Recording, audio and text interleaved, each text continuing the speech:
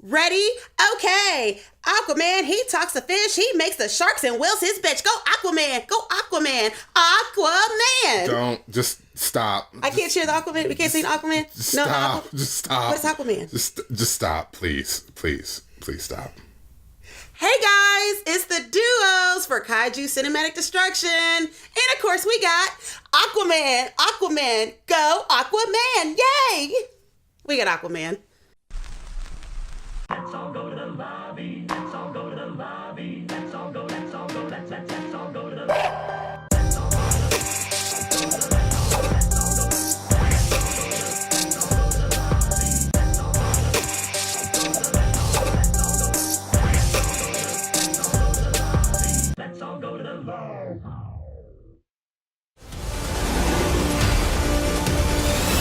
Your mother always knew you were special. You believed you'd be the one to unite our two worlds. Atlantis has always had a king. Now I need something more.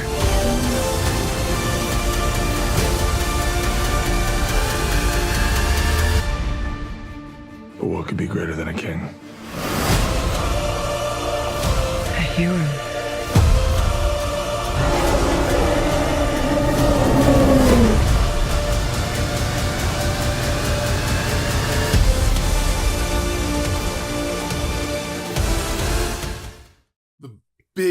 The biggest problem with this movie is the fact that DC Cinematic Universe is absolutely in shambles right now. You said they shot the bed. Okay, I was trying to avoid saying the words "shat the bed," but yeah, they basically shat the bed. Okay, but it's a proper British. Henry Cavill is gone. Okay. Ben Affleck is gone. Yeah. So your Batman and your Superman gone. And we didn't give a shit about Superman. Justice League sucked. And just like Justice League and Batman vs. Superman did no favors for Wonder Woman, it did no favors for Aquaman, because here he is just absolutely killing it in this movie. And Jason Momoa is just dominating in this movie. And I have to say, he looks good as hell. Oh, he looks scrumptious. He looks absolutely damn scrumptious. Like, Jesus Makes Christ, it kind of moist in areas. Okay. Oh, you can't say that. I can't say that. Okay. Nah. Sorry. Cool. That's how good he looks. Nah. The whole time on screen. Because you were like a step away from going sploosh, and it's like, no, we have to put an R rating. We don't want to do that yet. Okay. That's what he looks like the whole time on camera. Yes, he does. Jason Momoa, I need to have your workout routine. Call your people, call my people. Screw his workout routine. I just want him. Anyway, we have Aquaman. A continuation of the DC Cinematic Universe. We have Aquaman here in his titular role. First standalone movie, and in my opinion, just off jump before we actually like dive into because we got it. Yay! No. Before we dive into this review, it's already like up there with Wonder Woman. Not there yet, but it's up there. It's highly surpassed Batman vs. Superman, Suicide Squad, and Justice League. Yeah, it surpassed all of that. All and the Suicide other Squad. Yeah, I said that. Oh, you did? You talked over me, but yeah, I said it. All right. I said Suicide Squad. Don't worry, I got it. Okay. I got it. We're good. Okay. So as I was saying, it's surpassed all of that. It's a good movie. It is a good movie. Now let's actually talk about this movie. Immediately, what I love about it is the fact that it is colorful. They have colors in the DC world. Yeah, I was going to say that's the first thing I noticed is colors. Man, it wasn't gray. It wasn't the black and white gray. It was hues of orange and blues and reds and yellows and greens and primary colors exist. It hit on that. We had primary colors. It could have easily done it because they got to be underwater. Yes, I know. And like in the dark depths. It's like, no, everything about this movie, they made sure you saw color in this film, and that I gotta give it an automatic kudos for that. Yeah. That was great. It was Yeah, because great. compared to Justice League and Batman versus Superman, holy shit. Jason Momoa is, as I said, he's killing it in this role. He has the comedic timing. He has the good. charm. And it's sexy as hell. Sorry. You just don't understand. You do not understand. Here I am. I'm trying to like he's a great actor. He's emoting. He has charm. He has delivery. It's like, I want to bang him. That's not what I said. That's not what I said. I did not say that. It's an exaggeration. Woman. Okay, Just yeah, calm down. 'cause you- It's hyperbole. I didn't say that. We Okay. speak in hyperbole. We have fun in the hyperbole. Let's have fun in the hyperbole. But dreams happen. But we're gonna move on from that. So Mr. Momoa, if you do hear this, Daria does want to take you on a date in Jersey with sauce. You cannot say that. I can say that. But yeah, Jason Momoa absolutely kills it in this role. We didn't get enough of him during Justice League. No. And what we did get, we wanted more of because we figured that he would be, he feels almost like Thor. Yeah. In this movie. He feels almost like Thor. He doesn't have the most to work with. No, he doesn't. He doesn't have the most to work with because he kills it, and he's what's pulling this movie to be a good movie. Because my biggest criticism about it is without Jason Momoa, it is just I have to disagree a little bit. Okay. Because some characters that were in it were still enjoyable to watch. Yeah, but like I still think it would have. I think it still would have maybe been okay. There you go. But see, it's maybe been okay. Okay, well, that's all I'm saying. I'm not saying know, it's I like just it's a crappy movie people- without him. Yeah. But like if they had anybody else in this position aside from Jason Momoa's Roman Reigns looking ass, I don't know if it would have. Cannot say that. I can say that. You cannot. We are spicy today. No, but yeah. Without him, I think this movie would have definitely faltered because a lot of what happens in this film, okay. So you may think I'm being a little bit hard on this movie, and I'm going to preface it by saying that I actually did enjoy this movie. I didn't love it. I liked it. Not liked it a lot, but I liked it. It was a good movie. I enjoyed it. The biggest problems that I had with this movie is it felt like it didn't have faith in its story.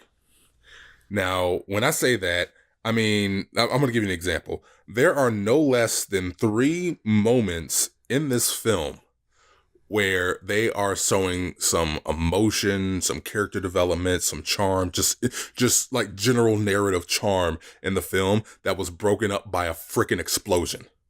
And when I say explosion, I don't mean like, okay, we see it coming. It's an out of nowhere explosion. It starts at the very beginning of the movie, and that makes sense because it's setting something up. Yeah. The second time it happens is when we learn that there's a magical MacGuffin that they have to go after. Yeah. It just happens, just boom, explosion out of nowhere. And that's when we were getting a lot of the character development and a lot of the a lot of the camaraderie going with our main characters. And then the third time it happens is when we figure out where the MacGuffin is. And again, out of nowhere, when we start to see some chemistry between our 2 characters, boom, explosion out of nowhere. Yeah. No less than 3 times. You're right. I have to agree with that because actually you gain no feeling from any character in the movie. That's my second problem. Yeah. My second problem with this film. You don't get a chance to develop any emotions of what they're going through or what they're feeling or why they are doing what they're doing because they felt that they were wronged or they felt that they lost something. You don't get to feel that. You don't You just feel... see it's just kind of like shambled. So it's like, okay, well, this happened, so this is why I'm doing this. This happened, this is why I'm doing that. And it's like, okay. It feels like through this movie, it's get to the plot. Yeah, and that's never all it was. never let us Yeah. give a damn about the characters. Yeah. Like the closest we got to anything happening where we actually gave a crap was when they introduced Black Manta. One of the villains. I think he's technically the main villain because even the other bad guy isn't like the baddest guy. Yeah, that's another thing. I mean, that's okay. That was another part of my problem. Yeah, It's like we had 2 bad guys, but one bad guy outshined the other bad guy. Yeah, and it just seemed like the other bad guy should have outshined him. Oh, because he's on screen more. Right. He's on screen more, and he's more Relatable. needed for the plot. Right. They didn't give us that. They gave us the other bad guy, and you're just kind of like, Okay. For a movie that is almost 2.5 hours, I have never felt so rushed when it came to me trying to give a damn about these characters. It's like the only person that we really care about is Aquaman. That's because we see how he's been wronged and how his family is and what's happening to his parents and what's happening to his lineage with Atlantis. But everybody else who gets thrown in here in this 2.5 hour long movie is just rushed along. Even the romantic interest in this, there's no chemistry whatsoever. Because okay, it starts off and they hate each other because they hated each other during Justice League because she was in Justice League she was. briefly. Yeah. So they still hate each other. They're still contentious with each other. And then things happen and out of nowhere it's like, oh, you grabbed my hand. Oh, you pulled me away from this thing. Yeah. Oh, you caught me when I stumbled. Now we kiss. Yeah. And it's like, okay, how are you going to rush through that? Yeah. You're rushing through all of these beats. Yeah. Just because it felt like, as I said, they had no faith in this movie. Yeah, and I don't know why. It feels like they have absolutely no faith in this movie. The one thing that I will say is good, though, because there's a lot of it, the action scenes.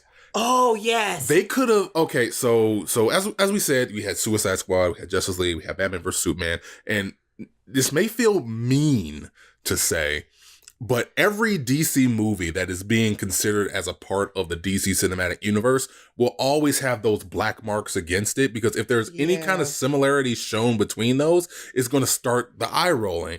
And it in a way kind of forces them to be different. Yeah. And as a result, you don't get those Snyder-esque quick cuts during fight scenes. You had a lot of long shots and no cuts, or you had some weird camera angles played into it, but it made it feel dynamic and it didn't make it feel rushed and jumbled and erratic and disorienting. That's the word I'm looking for. It didn't make it feel disorienting. Right. No, it didn't. Actually, what I'm going to say was the fight scenes were but they were better choreographed. Oh yeah, they were also they were nicely very choreographed. Well choreographed. They went with, even with the camera work, it was nicely the camera movement going from the focal lens to seeing the up close action to being pulled away, and it still wasn't like up in your face and then like, okay, well, what's going on now because the camera's or that being shaky cam. Yeah. It was none of that. And with the moves in the fight scenes, with all the fight scenes, well choreographed, much better than Justice League, Suicide Squad. Yeah, all of them. All of them. Better. This movie gives me hope for a cinematic universe that may not exist within the next couple of years, because they got Shazam coming out, and they got Wonder Woman. What is it? 1984. They got Wonder Woman 1984 coming out. But then it's so how are you connecting it together when we've already seen multiple movies with Batfleck and Cavill's Superman, and they're no longer a part of it? What are you going to do now? I don't know. It almost feels bittersweet with a movie like this, where it's like, yeah, this may not be the ultimate best movie ever, but like it's good enough to make me want to give a damn. Yeah. And you guys are like a day late and $1 short with doing it. Yeah. The only other thing that I'll probably bring up is the fact that how are you going to have Willem Dafoe in this movie and not give me a lot of Willem Dafoe face? That's another thing. And another thing I have is at the end, it was an F-U. The DC literally said, F you. I don't know if I go that far. Yeah. Like it was rude. I don't know if I go that. You know how like I know this is this is not DC, this is Marvel that I'm referring to, but I'm trying to give you an example of how they give you an FU. Okay, so you know in Marvel, they give you a continuation, or you get something that they are continuing another story or something. However it goes, the Marvel universe. In the end credits. Yes, the Marvel universe connects to each other. So, like, although we've already seen Infinity War, still seeing Ant-Man. Ant-Man's still tied into Infinity War. And Ant-Man was different from Infinity War. But it tied into itself. Not with this. This was like, yeah, here. We know you guys are waiting for something at the end. So here you go. We're going to throw this at you. There you go. Happy? Yeah. And it was just like, what the shit is that? I stayed all the way to an end credit. Well, at least the song was nice. But like I stayed all the way to the end for that. Like I'm kind of pissed. Yeah. So yeah, I felt like the ending was an FU. Aquaman, like Oh. So we got it. My bad. That was my bad. We are professional. That was my bad. I was double checking and making sure that we possibly didn't miss anything while she was going through her spiel, because I do agree that end credit scene didn't really tantalize the way it should have. No, It didn't. The way that other end credit scenes in the Marvel universe, where it's just like, yes, it's everything is a part of each other. Yes. Even if they don't go, hey, here's a new villain that's coming out, right. or hey, here's a new direction that we're taking it. Yeah. It's like, hey, remember, we are all in this. This is some Right. High School Musical shit. We're all in this together. Hulk and Right. Iron Man. Yeah, exactly. shit like that. Because Infinity War happened before Ant-Man. Yeah.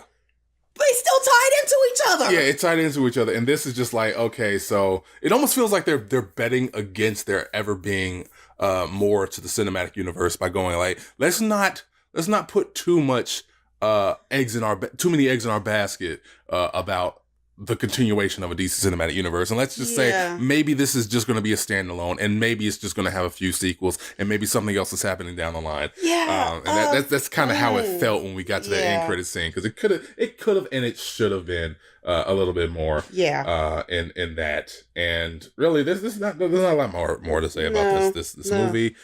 So you know how we do this. Daria, give us a score between 0 and 5. Okay, so of course you guys know I waffle. I was waffling between a 3 and a 4 It's a waffle house up in this bitch. because it delivered much better than all the rest of the DC movies. Aside from Wonder Woman. Aside from Wonder Woman. Wonder Woman is not included in that. Yeah. I would have to give it 4 stars. Okay. Because it still gave me what I was looking for, and I'm just saying, you know. You had a fun little time, and Aquaman's little peck jumping. You cannot say that. I said peck jumping. I don't know what other word you thought I was said. Your score. Shutting this down. Shutting it down. Shut it down. Shutting it down. Okay. But yes, you might want to bring extra pair of unmentionables. Because Aquaman's gonna Shut it flood down. them. Shut it down. What's your score? He's gonna flood them walls. I will hit you. I have no problem doing that. Yeah, we know. We've actually heard the full contact in some of our Let's Plays. Yes, thank you for that. So as I said, I had some problems with the story. Not so much the story but with how they presented it, because it almost feels like, have you ever read a book or heard somebody tell a story where the only thing that they cared about was the things that move the plot along? Yeah. And you don't get a chance to see the world in front of you, and it's just the characters are just vehicles for the plot. And that's the problem that I had with this movie. It felt like the characters were just vehicles for the plot. The love interest situation happened so quickly and abruptly that they could have left it out and had them become friends. And it would nothing would have changed. No. Absolutely nothing would have changed with the chemistry. So I didn't like that. My little nitpicky thing is it felt like so much of it should have hit and banged for me. Like it should have knocked. The beat should have knocked, but instead it went in certain places. Yeah, and then considering some of the recent movies they have put out, I would have to just kind of be like, well, I prefer to take this and Wonder Woman over those other shits that we saw. So it felt like it was almost there in a lot of spots, and because it felt like it was almost there, I can only give it like a 3 star. That's my. If you have an inclination to go see it. Don't rush out. It's good. It's good. Yeah, you don't need to stay to the end credits. Yeah. You're not getting shit. You're getting an FU. Yeah. I really. The only thing that I will say about this movie is it felt like, people who actually absolutely love Aquaman was getting tired of everybody else shit talking about how he has like the shittiest powers ever. Like, okay, I could talk to fish. And like, yeah, they made it. I know they had some cool powers, but the very second, like, okay, so in the beginning of the movie, it's like, okay, we know he's going to be super strong and super fast. He's going to swim through the water. He's going to jump high. He's going to be impenetrable, all that shit. But like, it's undercut by like one of the scenes where he looks goofy and doofy as hell, holding his hands out like, talk to me, fish. And that's one of the weirdest things. Cause like, I'll tell you right now, Jason Momoa can hop to this TV screen right now and whoop my ass. And the very second he holds his hands out to try to talk to Marlon, I'm going to look at him like, brother, really, yo goofy ass. Just fucking kill me. Cause like I need to die if I'm losing to a guy who's going like, oh, talk to fish. He makes the sharks and whales his bitch. Go Aquaman. Aquaman. Aquaman. We're done now. Kaiju out. Bye.